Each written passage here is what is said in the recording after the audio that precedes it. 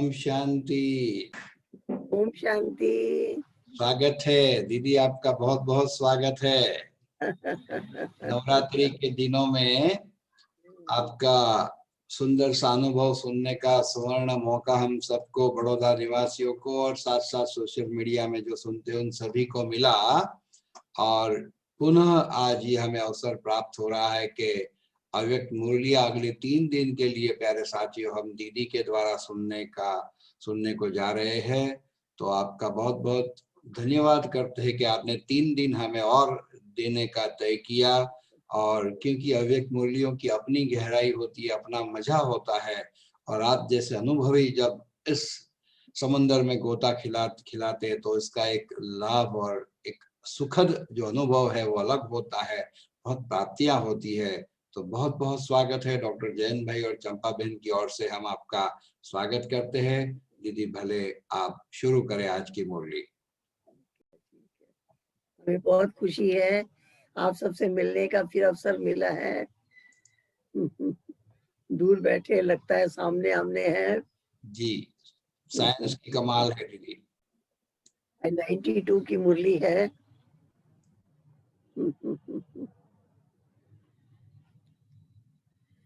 मुरली का सार है भविष्य विश्व राज्य का आधार। भविष्य विश्व राज्य का आधार, संगम युग का स्वराज्य।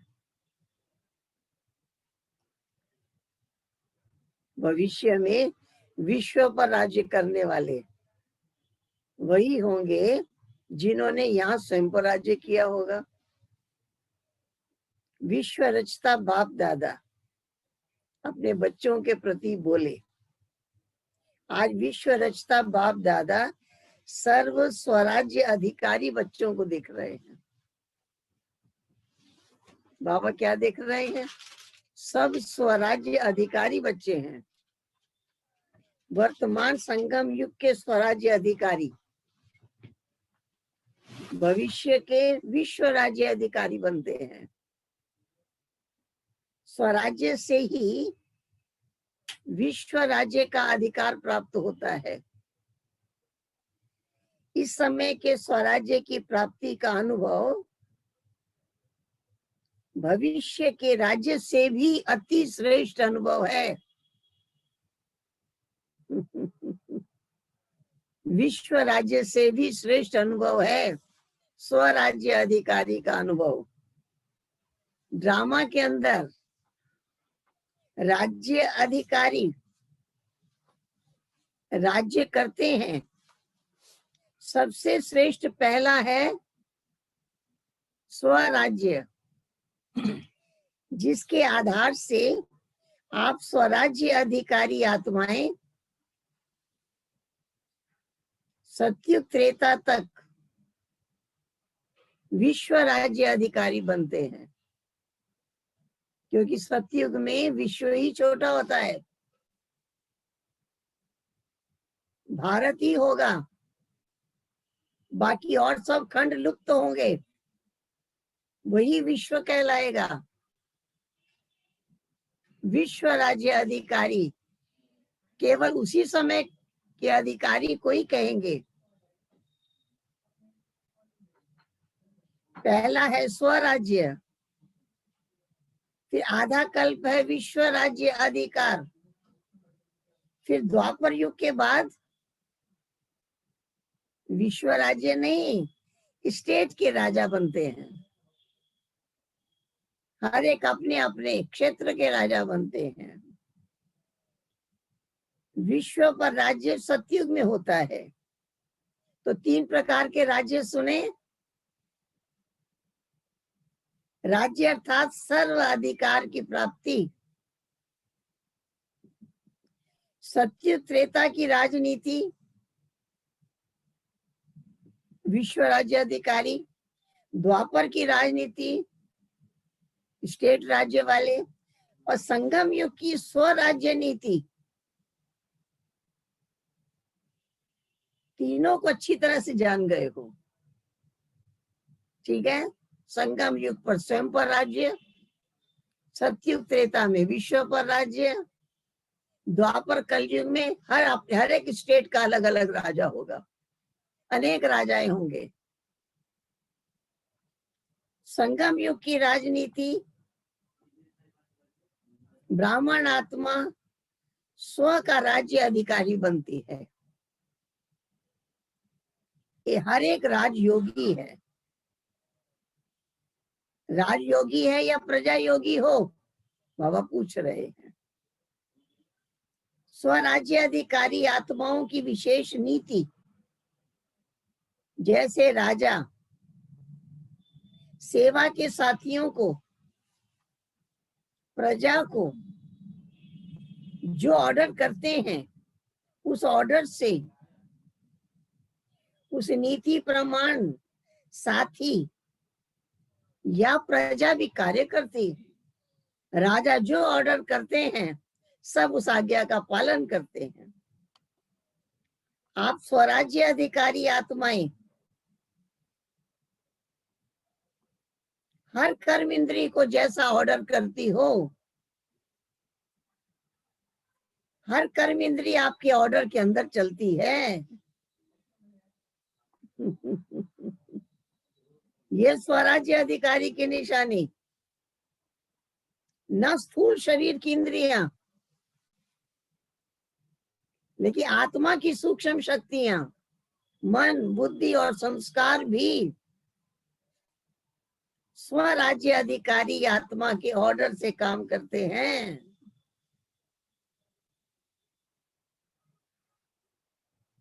संस्कारों के वश नहीं। स्वराज्य अधिकारी आत्मा संस्कारों के वश नहीं, संस्कार को अपने वश में करके श्रेष्ठ नीति से कार्य में लगाते हैं, तो श्रेष्ठ संस्कार प्रमाण संबंध संपर्क में आते हैं।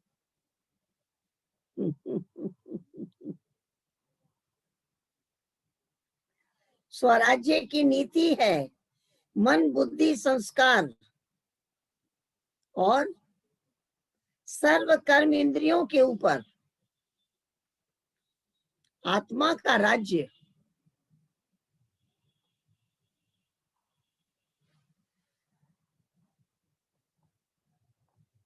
अगर कोई कर्म इंद्रियां कभी आंख धोखा देती,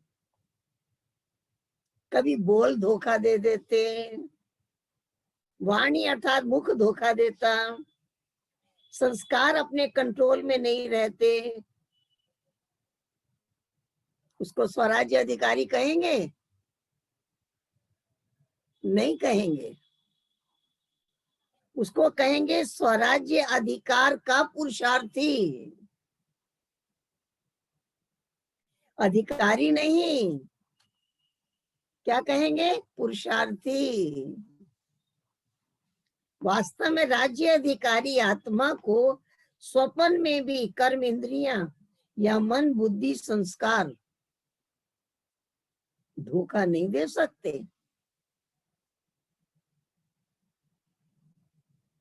क्योंकि अधिकारी है।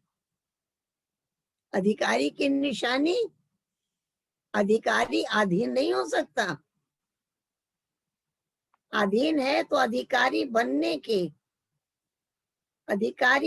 के पुरुषार्थी हैं। तो अपने से पूछो, पुरुषार्थी हैं या अधिकारी हैं? स्वराज्य का रूहानी नशा क्या अनुभव कराता है? स्वराज्य का रूहानी नशा क्या अनुभव कराता है? क्या अनुभव कराता है? बेफिकर बादशाह, बेगमपुर का बादशाह, ये अनुभव कराता है। बड़े ते बड़ा बादशाह, बड़े ते बड़ा बादशाह कौन? बेफिकर बादशाह। बड़े ते बड़ा राज्य, बेगमपुर का राज्य। बेगमपुर के राज्य के आगे ये विश्व का राज्य कुछ भी नहीं है। बेगमपुर के राज्य का अधिकार अति श्रेष्ठ और सुखमय है ही बेगम। तो बेगमपुर का अनुभव है ना, या कभी कभी नीचे भी आ जाते हो?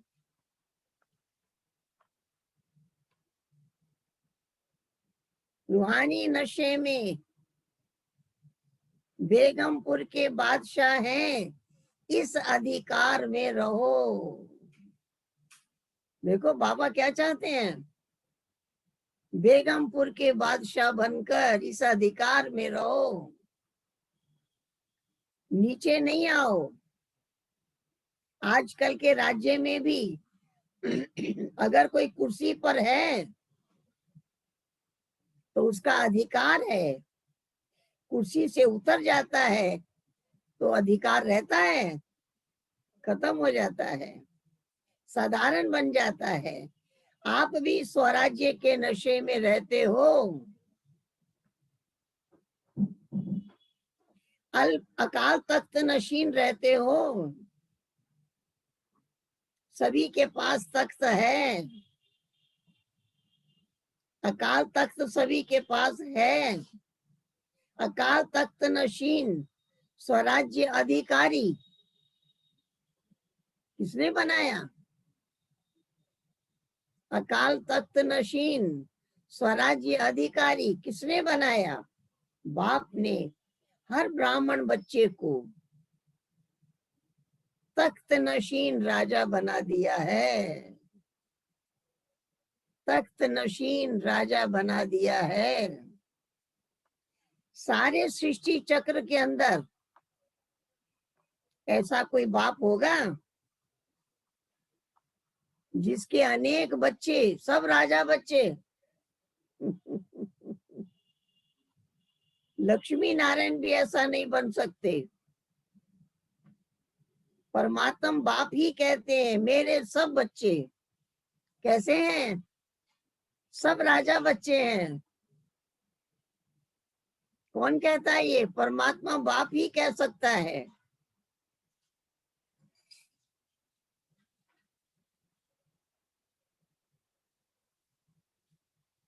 सब राजा बच्चे हैं। इस समय आप प्रैक्टिकल में राजयोगी राजा बच्चे बनते हो। बाप को भी नशा है, बच्चों को भी नशा है। स्वराज्य की नीति क्या रही? स्वराज्य की नीति क्या रही? स्वयं पर राज्य, हर कर्म इंद्री के ऊपर अधिकार। ऐसा नहीं कि देखने में तो नहीं चाहते थे, ऐसा कंप्लेन तो नहीं करने वाले हैं। देखना तो नहीं चाहते थे पर देख लिया, बोलना तो नहीं चाहते थे पर बोल दिया। कान का दरवाजा नहीं है लेकिन कान में बात पड़ गई। अगर ऐसी बात सुन ली तो निकालने का भी रास्ता है। भारत में चित्र बना हुआ है, बुरा न देखो, बुरा न सुनो, बुरा न बोलो। ये तीन दिखाते हैं ना, वो तीन दिखाते हैं, बुरा न देखो, बुरा न सुनो, बुरा न बोलो। बाबा कहते हैं आप तो चार दिखाते हो, चौथा क्या दिखाते हो? बुरा सोचो भी नहीं। पहले सोचना होता है, फिर बोलना होता है, फिर देखना होता है। इसलिए क्या चाहिए? कंट्रोलिंग पावर और रूलिंग पावर। राजा अर्थात रूलिंग पावर। राजा हो और रूलिंग पावर ना हो,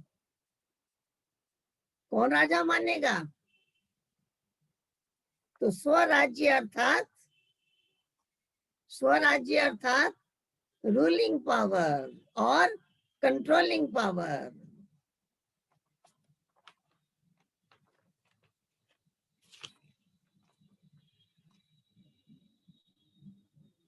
बाप दादा ने पहले भी सुनाया है। कई बच्चे परखने में बहुत होशियार होते हैं, कोई भी गलती होती है, नीति प्रमाण नहीं है, तो समझते हैं ये नहीं करना चाहिए था, ये सत्य नहीं है, यथार्थ नहीं है, व्यर्थ है। समझते हुए फिर भी करते रहते हैं या कर लेते हैं, तो क्या कहेंगे? क्या कहेंगे? कौन सी पावर नहीं है? कंट्रोलिंग पावर नहीं है। राइट रॉन्ग समझ रहे हैं, फिर भी रॉन्ग कर रहे हैं। आजकल कार चलाते देख रहे हैं, एक्सीडेंट होने की संभावना है, ब्रेक लगाने की कोशिश करते हैं और ब्रेक लगे ही नहीं। क्या होगा? जरूर एक्सीडेंट होगा। ब्रेक है लेकिन ब्रेक पावरफुल नहीं है, यहाँ के बजाय वहां लग गई। क्या होगा? इतना समय तो परवश हो गया ना, चाहते हुए भी नहीं कर पाए, ब्रेक लगा नहीं सके। ब्रेक पावरफुल ना होने के कारण ठीक लग नहीं सकी।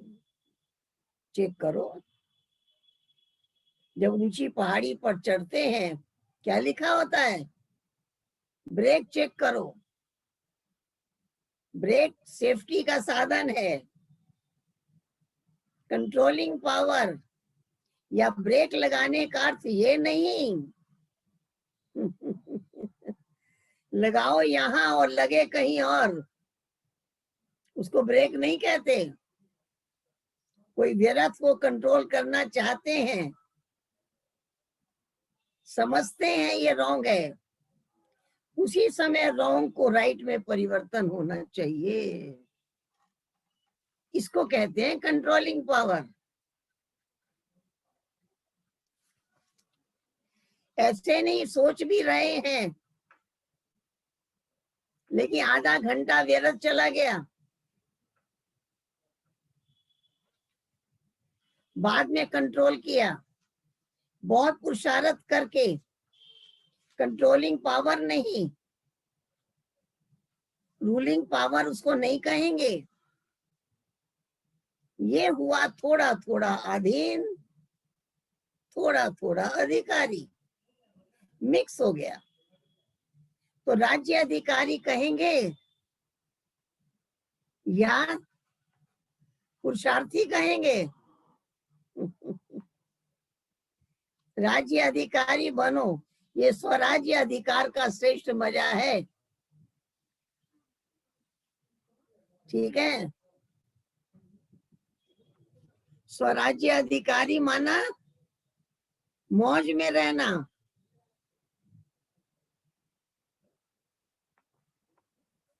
शक्तियों को, पांडवों को मौज है ना। स्वराज्य की नीति क्या है? विश्व राज्य की नीति क्या है? सत्युग त्रेता की राजनीति क्या है? राजा कहलाते हैं, राजा होते भी परम प्रिय पिता का स्वरूप है। पिता की तरह प्रजा की पालना प्यार से करते हैं। राजा के पास बहुत धन दौलत हो और प्रजा में कोई को खाने पीने के लिए ना हो, ये कलयुग की राजनीति में लॉ एंड ऑर्डर चलता है। चाहे राजा हो चाहे प्रजा हो, दुख और शांति का नाम निशान नहीं। स्वराज्य के समय बाप दादा किस नीति से चलाते हैं? कौन सी नीति है? वो है स्नेह। स्नेह और श्रीमत। स्नेह भी है, प्यार भी है और लॉ एंड ऑर्डर भी है। नियम मर्यादाएं भी पक्की हैं, लेकिन उनका पालन कैसे किया? प्यार से। लॉफुल भी रहे, लवफुल भी रहे। ये है ईश्वरीय नीति।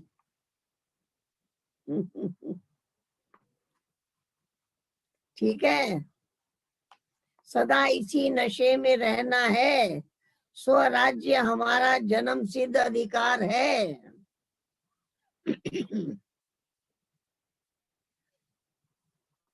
तिलक है स्मृति का, तिलक भी है, तख्त भी है, ताजधारी भी है, विश्व कल्याण का ताज है। विश्व कल्याणकारी है ना, प्यूरिटी का ताज भी है, विश्व कल्याण की जिम्मेवारी का भी ताज है। लाइट का ताज और विश्व कल्याण का ताज, सेवा का ताज। बाबा ने ऐसे ताजधारी भी बनाया है। ठीक है, तो मीठे बाबा ने हम सभी बच्चों को ऐसा स्वराज्य अधिकारी बना दिया है। यहाँ के स्वराज्य अधिकारी कर्म इंद्रियों पर भी कंट्रोल, राज्य, मन बुद्धि संस्कार पर भी राज्य। मन में हमेशा शुभ संकल्प, शुभ भावना, शुभ कामना, अपने लिए शुभ भावना और सबके लिए शुभ कामना। सभी में गुण देखें, सभी के गुण दर्शन करें, गुण गाएं भी। बाबा ने कहा है संगम युग पर तुम्हें एक ही काम करना है। वो एक काम कौन सा? केवल महिमा, अपनी भी महिमा करो। मैं विशेष आत्मा, मैं श्रेष्ठ आत्मा, मैं राजयोगी आत्मा, पद्मा पदम भाग्यशाली आत्मा, विश्व कल्याणकारी आत्मा हूँ, शांत स्वरूप हूँ, आनंद स्वरूप हूँ, शक्ति स्वरूप हूँ। अपनी भी महिमा, दूसरा बाबा की महिमा। हर समय अंदर मन में बाबा के गुण गाते रहें, गाते रहें, गाते रहें। किसके बच्चे हैं? विश्व कल्याणकारी, सदगति दाता, भाग्य विधाता, वरदाता के बच्चे हैं, सर्वशक्तिवान के बच्चे हैं। हर समय बाबा के गुण गाते रहें, महिमा करते रहें, अपनी भी महिमा करते रहें। तीसरा, हमारे आसपास जो भी रहते हैं सबकी महिमा करते रहें। सब बाबा के चुने हुए रतन हैं, कोटों में कोई है। बाबा चुन के लाया है, जिम्मेवार बनाया है, अपना मददगार बनाया है। विश्व कल्याण का कार्य करण करावन हार करवा रहा है, नशा है। अगर हर समय हम ये तीनों ही महिमा करते रहते हैं तो महिमा करते करते महान बन जाएंगे। महिमा करते करते और अनेक आत्माओं को सुख मिलने लग जाएगा, क्योंकि महिमा की ही महानता है। आप किसी की महिमा करेंगे ना, उसका चेहरा खिल जाएगा, उसे बहुत खुशी होगी। बिना महिमा किए आप किसी को खुश नहीं कर सकते हैं। बाबा आते हैं ना, कितनी महिमा करते हैं। मैं किससे मिलने आया हूँ? स्वराज्य अधिकारी बच्चों से, विश्व अधिकारी बनने वालों से, पद्मा पदम भाग्यशाली बच्चों से। कितनी महिमा करते बाबा। वो महिमा खुशी का पारा चढ़ा देती है। ऐसे बाबा ने कहा है आप भी सबकी महिमा करो। आप बहुत लकी हो, बहुत भाग्यवान हो। बहुत श्रेष्ठ आत्मा हो, महान आत्मा हो, पुण्य आत्मा हो, अनेक आत्माओं को सुख पहुंचाने वाले हो, संगम युग में क्या करना है? सिर्फ महिमा ही महिमा करनी है। कोई मिले उसको बाबा का परिचय दो, बाबा के गुण गाओ। एक बार जानकी दादी ने मुझे कहा, आज मैं अमृत वेले योग में बैठी, 1 घंटा तक मैं बाबा के गुण गाती रही, ढूंढ ढूंढ के लाई बाबा के गुण, ढूंढ ढूंढ के लाई। मन भी काम कर रहा था, चिंतन कर रहा था, बुद्धि भी काम कर रही थी। इतने गुण बाबा के याद किए, इतने गुण याद किए। मेरे से पूछा, तुम ऐसा कर सकती हो? मैंने कहा जरूर करेंगे। कहा कि बस ये भी मनन शक्ति है, बैठ जाओ और बाबा के गुण गाओ, बाबा के गुण गाओ, अपने भी गुण गाओ। जिसके अंदर महिमा ही महिमा भरी हुई है, उस जैसी महान आत्मा और कौन होगी? आज तो हर व्यक्ति के मन में एक दूसरे की शिकायत भरी है, कमी कमजोरियां याद आती रहती हैं, और हमारे मन में महिमा ही महिमा याद आती रहे। ये महिमा सबको सुख पहुंचाएगी, महिमा सबको खुशियों का खजाना का द्वार खोल देगी। महिमा करने से अपरम अपार खुशी। इसलिए बाबा प्रैक्टिस करा दिया है। हम जो महिमा का बोल बोलेंगे वो वरदान हो गया, वो हरे को वरदान मिल जाएगा। बाबा ने कहा है, मैंने तुम्हारी बुद्धि को विशाल बुद्धि बनाया, मैंने तुम्हारी बुद्धि को पारस बुद्धि बनाया, मैंने तुम्हारे को संतुष्ट मणि बनाया। तुम्हारा खुशी का खजाना भरा हुआ है, खुशी का भंडार भरा हुआ है। देखो, बस हमारे मन में भी है कि मुझे कभी किसी की कंप्लेन नहीं करनी है, कोई शिकायत नहीं करनी है, किसकी कमी नहीं देखनी है, केवल गुण गाना है। उस गुण गाने में सेवा हो जाएगी, गुण गाने में अपनी स्थिति भी ऊंची हो जाएगी, गुण गाने में दूसरी आत्मा को भी बाबा का बना देंगे। गुण गाने में चारों तरफ खुशियां ही खुशियां फैली दिखाई देगी। इस तरह से मीठे बाबा ने हम स्वराज्य अधिकारी बच्चों को वो ताज दिया, वो तख्त दिया, वो तिलक लगा दिया, ऊंचे पद पर बिठा दिया। कहा कि बस इतनी ऊंची अवस्था में रहो कि हमेशा मन में शुभ चिंतन, श्रेष्ठ चिंतन, पवित्र चिंतन, महान चिंतन चलता रहे, चेहरे पर संतुष्टता दिखाई दे, हर्षित मुख दिखाई दे, कभी सीरियस नहीं। इतना खुशी का खजाना चेहरे से प्रकट हो जाए, बाबा चेहरे से दिखाई दे औरों को। ऐसी विशेषताएं बाबा ने भरी हैं, ऐसा स्वराज्य अधिकारी बनाया है, स्वदर्शन चक्रधारी बनाया। बाबा कहते, बच्चे तुम हो स्वदर्शन चक्रधारी। याद करो हम सतयुग में कैसे थे, बस केवल वही याद करो, आदि को याद करो। परम धाम में थे अनादि रूप, तो आत्मा के साथ ही गुण याद करो, बाबा के गुण याद करो, और सतयुग का अपना आदि स्वरूप याद करो। सर्व गुण संपन्न, 16 कला संपूर्ण, संपूर्ण निर्विकारी, मर्यादा पुरुषोत्तम, पूर्ण थे। कौन था? मैं था। जो थे वही तो बन रहे हैं। हर कल्प हम ऐसे बने थे, आज फिर वही बन रहे हैं, कोई मुश्किल नहीं है। जो काम हमने अनेक बार किया, आज उसे फिर कर रहे हैं तो मुश्किल नहीं है।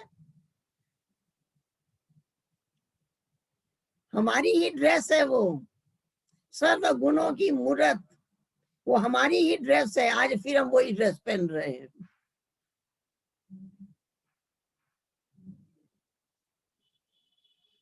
इसलिए बाबा कहते हैं लक्ष्य भी मुश्किल नहीं है, वो हमारा ही चित्र है। जो फिर भक्ति मार्ग में पूजा होती रही,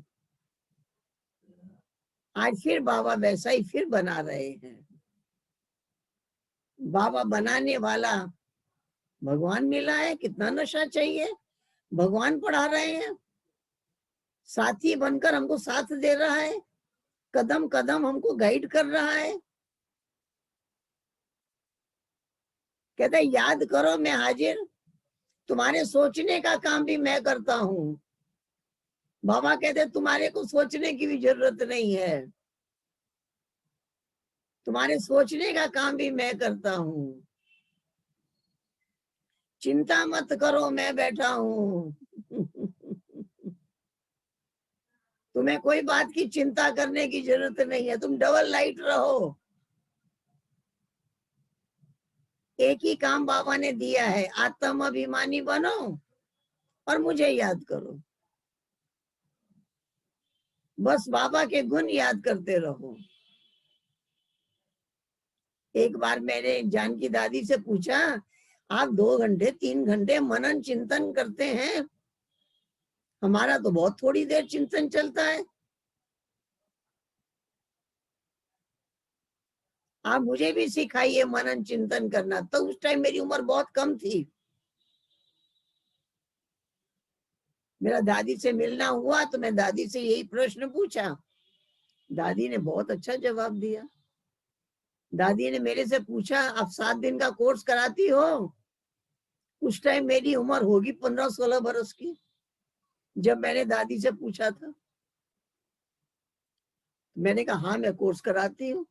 मैं 14 वर्ष की उम्र से कोर्स कराना शुरू कर दिया था। दादी ने दूसरा प्रश्न पूछा, कभी अपने को कोर्स कराया है? मैंने कहा नहीं।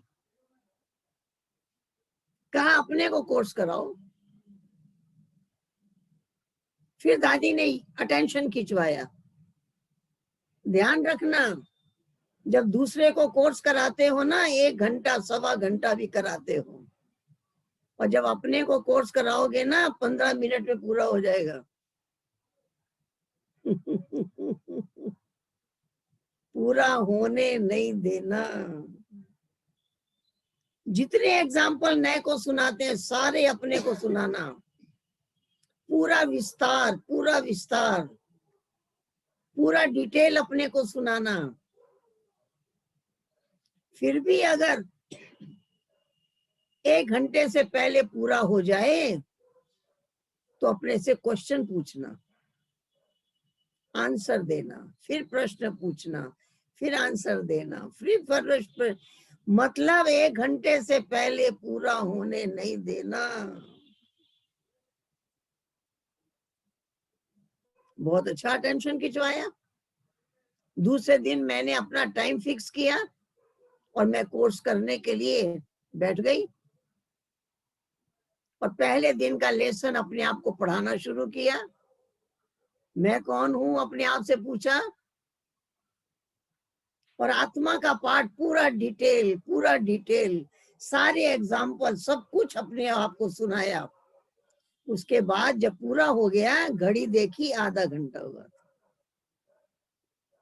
अभी आधा घंटा बाकी था। फिर मैंने अपने से प्रश्न पूछा, आधे घंटे से मैं ये बात सोच चिंतन कर रही हूं कि मैं शरीर नहीं, मैं आत्मा हूं। अब मुझे आत्मा महसूस होना चाहिए, मुझे आत्मा का अनुभव होना चाहिए कि मैं आत्मा हूं, बिंदु रूप हूं, एक सितारे की तरह चमक रही हूं। डबल लाइट हूं, मुझे इसकी अनुभूति होनी चाहिए। अब मैंने अनुभव कैसे हो इस पे समझाना शुरू किया। आत्मा कोई शरीर छोड़ देती है, शरीर कहाँ है, आत्मा कहाँ है, कंट्रास्ट। फिर आत्मा के एक गुण, शांत स्वरूप हूँ, सुख स्वरूप हूँ, आनंद स्वरूप हूँ, प्रेम स्वरूप हूँ, अपने को महसूस करा रही हूँ, महसूस करा रही हूँ। मैं सारे गुण मेरे हैं, भरने नहीं है मेरे में। मैं आनंद स्वरूप हूँ, मैं शक्ति स्वरूप हूँ, मैं ज्ञान स्वरूप हूँ। एक एक धीरे धीरे धीरे धीरे मैं शरीर से पार चली गई और ऐसा बिंदु रूप का अनुभव करने लगी, ऐसा बिंदु रूप का अनुभव करने लगी, एक एक आत्मा के गुणों की अनुभूति होने लगी। जो 1 घंटा तो बीत गया, उस अनुभव में मैं 1 घंटा और बैठी रही। ऐसा मैं पार चली गई। जब 2 घंटे बीत गए तो मैंने अपने आप से पूछा, रोज योग में बैठते थे, ये अनुभव नहीं होता था? इसका मतलब है रोज हमने आत्मा का अनुभव नहीं करते थे, सिर्फ ऐसे ही बैठ जाते थे। क्योंकि हमें शुरू में यही पढ़ाया गया, जब तक अपने को आत्मा का अनुभव नहीं करो उसके बाद बाबा को याद करो। पहले देह से न्यारी आत्मा का पूरा अच्छी तरह अनुभव कर लो, उसके बाद आत्मा का पिता परमात्मा है, तब बाबा को याद करो। इस तरह से हमने 7 दिन अपने को कोर्स कराया और वंडरफुल अनुभूतियां हुई, वंडरफुल अनुभूतियां हुई 7 दिन। फिर जानकी दादी ने एक बात और हमें बताई। दादी ने कहा, आज दिन तक मैं अपने को रोज 1 घंटा क्लास कराती हूँ, मेरा टाइम फिक्स है अपने को क्लास कराने का। 7 दिन क्लास करा के छोड़ नहीं देना। रोज आना, अपने को पढ़ाना है, रोज अपने आप को क्लास कराना है, अपने को अलर्ट करना है। कोई व्यक्ति गलती करता है तो उसके ऊपर आंख दिखाते हैं ना, तो जब अपने से कोई मिस्टेक हो तो अपने को भी आंख दिखानी है, अपने पर भी कड़ाई करनी है। ठीक है। इस तरह से बहुत अच्छा मनन चिंतन करने का एक सुखद अनुभव दादी के इस कहने से, पुरुषारथ से किया। बहुत अच्छा अनुभूति हुई। दादी ने एक और बहुत अच्छी बात हमें कही।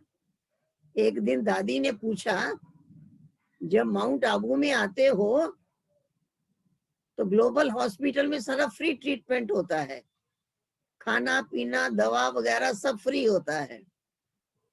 तो दादी ने मेरे से पूछा कि ग्लोबल हॉस्पिटल को आप डोनेशन देती हो? मैंने कहा नहीं देते हैं। तो दादी ने कहा दिया करो। कोई भी शरीर में बीमारी आती है, कष्ट आता है, हिसाब चुकाने के लिए आता है, बहाना बन के आता है। शरीर में कोई तकलीफ बहाना बनकर आती है हिसाब चुकाने के लिए। पहले ही हिसाब चुका दो, हॉस्पिटल को पहले ही दे दो, तो बीमारी आएगी नहीं। और मुझे पता लगा कि हर गुरुवार दादी हॉस्पिटल को डोनेशन देती है। उसके बाद मैंने हॉस्पिटल को डोनेशन देना शुरू किया। एक बार हमारी माता जी की तबीयत ज्यादा खराब थी, पता लगा आबू हॉस्पिटल में है, उठ के बाथरूम तक नहीं जा सकती है। जब मैं गई तो मुझे पता लगा कि बोला है घुटने का ऑपरेशन होगा। तो मैंने समझा कि घुटने का ऑपरेशन होगा तो खर्चा बहुत होगा। तो दादी की बात याद आ गई। तो मैं जाके वहां के जो मेन डॉक्टर हैं उनको 50,000 डोनेशन दे आई। मैं कहा दादी की तरफ से ही डोनेशन है। 2 घंटे के बाद बॉम्बे से डॉक्टर आए। डॉक्टर ने उनको चेक किया। चेक करने के बाद डॉक्टर ने कहा आपको ऑपरेशन की जरूरत नहीं है। हम दवा से आपको ठीक कर देंगे।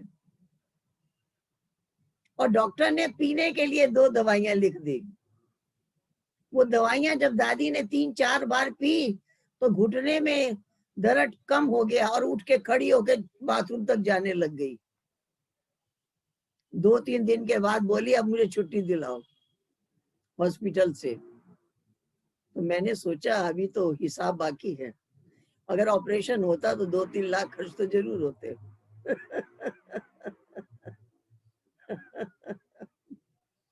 तो मैंने उनको बोला कि अभी अभी अपना हिसाब कुछ और चुकाई है, अभी 1 लाख डोनेशन और दे दिया। मैं कहा अब चलिए अब हो जाएगा। तो ये भी मेरे दादी से सीखा कि शरीर में कोई तकलीफ आती है हिसाब चुकाने के लिए पहले ही हिसाब चुका दो, क्योंकि उस यही एक हॉस्पिटल है जहाँ फ्री इलाज होता है। गांव गांव से पेशेंट को ले आते हैं, उनका ऑपरेशन भी होता है, दवा भी देते हैं, भोजन भी कराते हैं, फ्री कराते हैं। और सब जगह तो खर्चा होता है। इसलिए ये दादी के द्वारा मैंने बहुत अच्छी शिक्षा ली, जिसकी मदद हमेशा मिलती रही है कि स्वस्थ रहना है तो ये कार्य भी सेवा में लगाओ, ये भी शुभ भावना मन में जगाओ जो अनेक आत्माओं के कार्य में लग जाए। इस तरह से मीठे बाबा ने, हमारी मीठी दादियों ने बहुत अच्छी मनन चिंतन के द्वारा बहुत अच्छी अनुभूति, बहुत अच्छी विधि जो उन्होंने किया वो हमको सिखाया। इस प्रकार से हमेशा शुभ चिंतन, हमेशा श्रेष्ठ चिंतन करने से हमारे चिंतन का प्रभाव हमारे कर्मों में आएगा और कर्मों का प्रभाव संस्कारों में आएगा। अगर हम चाहते हैं कि हमारे संस्कार बदल जाएं, तो संस्कार केवल विचारों से नहीं बदलते। हमारे शुद्ध विचार जब कर्म में आते हैं, कर्म से संस्कार बनता है, तो हमारे श्रेष्ठ संस्कार बनेंगे और पुराने संस्कार अपने आप मिट जाएंगे। इसलिए बाबा ने तो हमें कहा है तुम्हारे संस्कारों में क्या आना चाहिए। मुझे याद आता है कि जब मैं पहली बार सेंटर पर गई थी दिल्ली में, तो हमारे को कमलमणि दादी ने यही पढ़ाया था कि सारा दिन याद करो मैं आत्मा शांत स्वरूप हूँ, सुख स्वरूप हूँ, आनंद स्वरूप हूँ, प्रेम स्वरूप हूँ, ज्ञान स्वरूप हूँ, शक्ति स्वरूप हूँ, शुद्ध आत्मा हूँ। आत्मा के 7 गुण बार बार रिपीट करो, 1 मिनट भी छोड़ना नहीं। उस टाइम मेरी उम्र 6 वर्ष की थी जब उन्होंने मुझे ये पाठ पढ़ाया था। और मुझे याद है कि मैंने इसको, जैसे लोग राम राम का जाप करते हैं ना, ऐसे हमने इसका जाप किया। हर टाइम मैं शांत स्वरूप हूँ, मैं आनंद स्वरूप हूँ, मैं प्रेम स्वरूप हूँ, मैं सुख स्वरूप हूँ।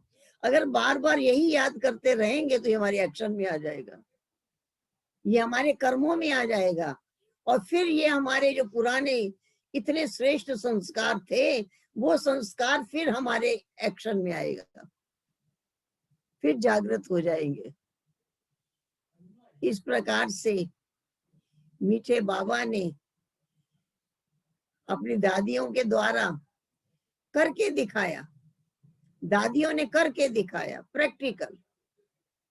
एक बार मैं दादी के, बड़ी दादी प्रकाशमणि दादी के साथ बॉम्बे में थी।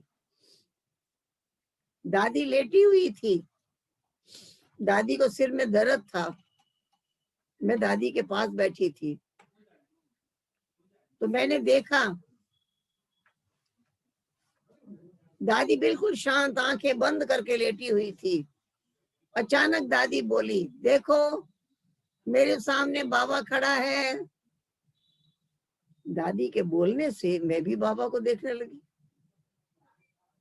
फिर दादी थोड़ी देर के बाद फिर बोली, सारे दिन में कोई समय ऐसा नहीं होता जब बाबा मेरे सामने ना हो।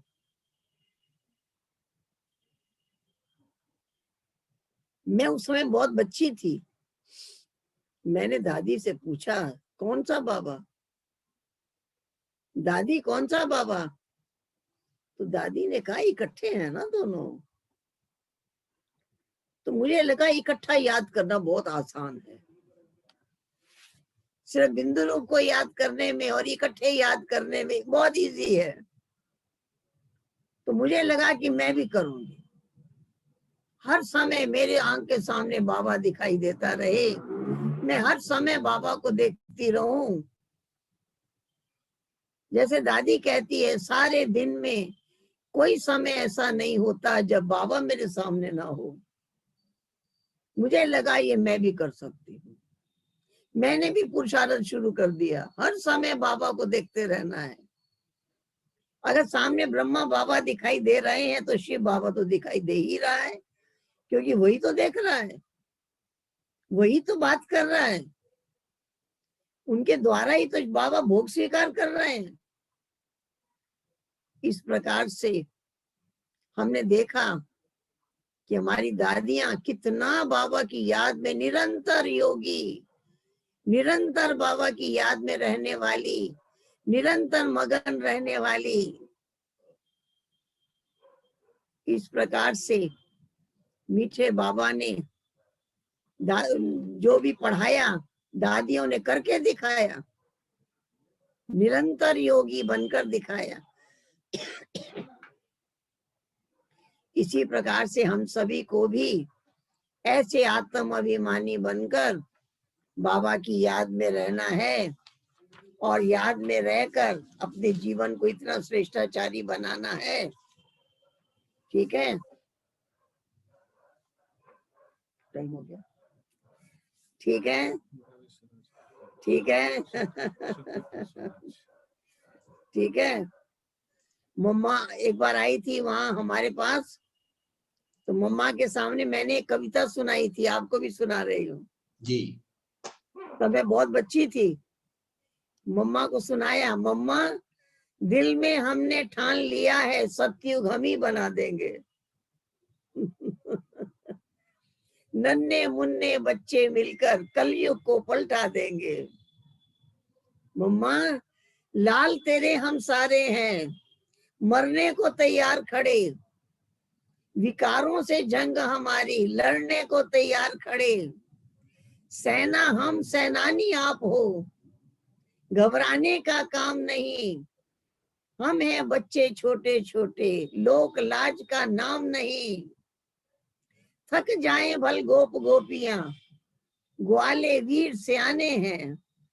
जिसने आना आए सामने, सीने हमने ताने हैं। कल्प कल्प का पाठ पुराना फिर से वही बजाना है। कल्प पूर्व की नई दुनिया को फिर से हमने लाना है। एक एक गुण धारण करके मम्मा के गले में आएंगे। 108 की माला हमारी विजयी वत्स कहलाएंगे। देश विदेश में चल निकलेंगे, झंडा यही फहरा देंगे। मान ना मान ये मर्जी उनकी, हम पैगाम सुना देंगे। सुना, ऐसे दृढ़ संकल्प।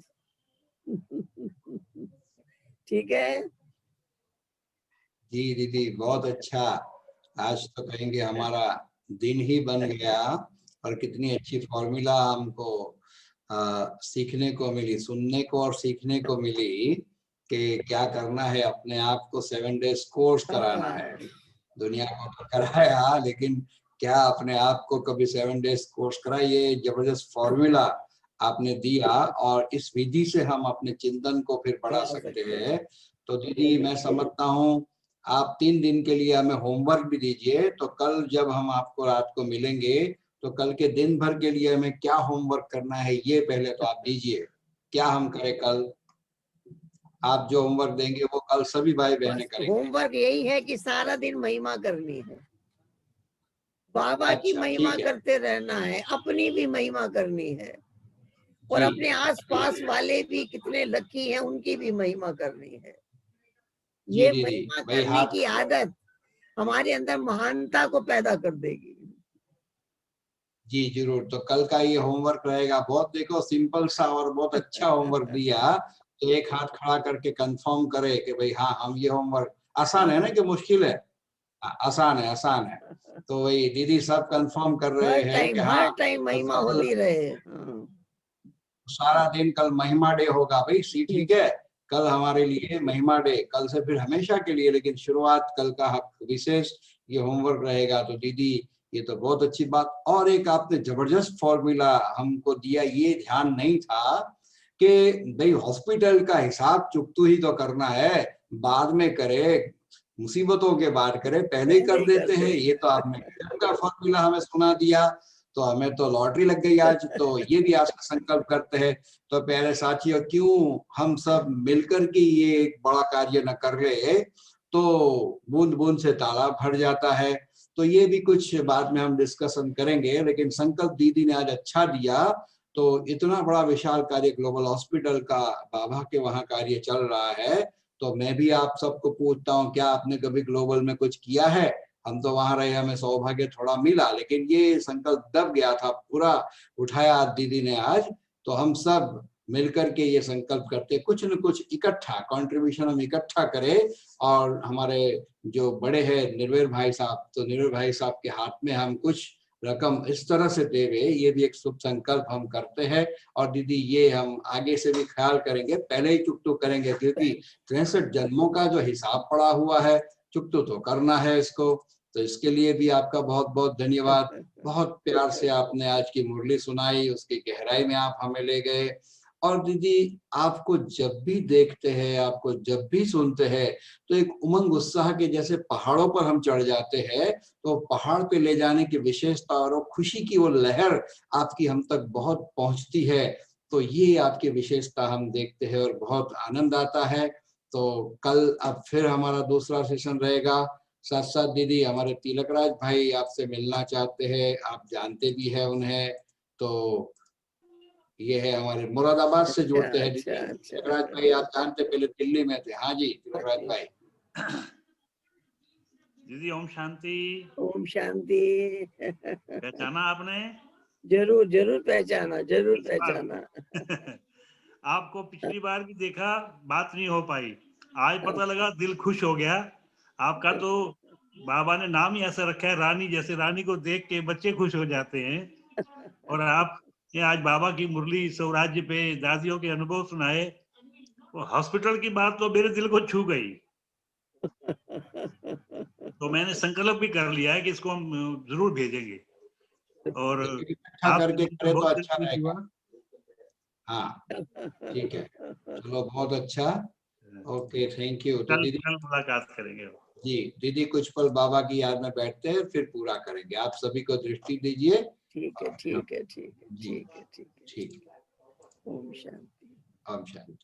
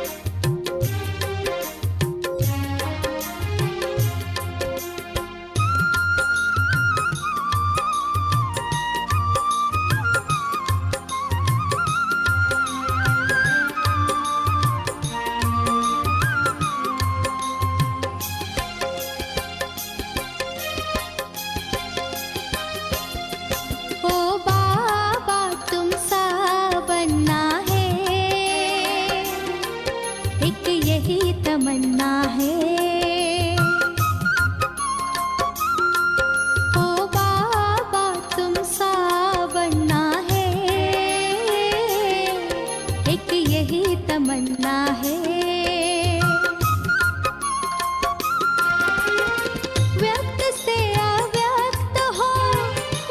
से अव्यक्त हो, मिठे वतन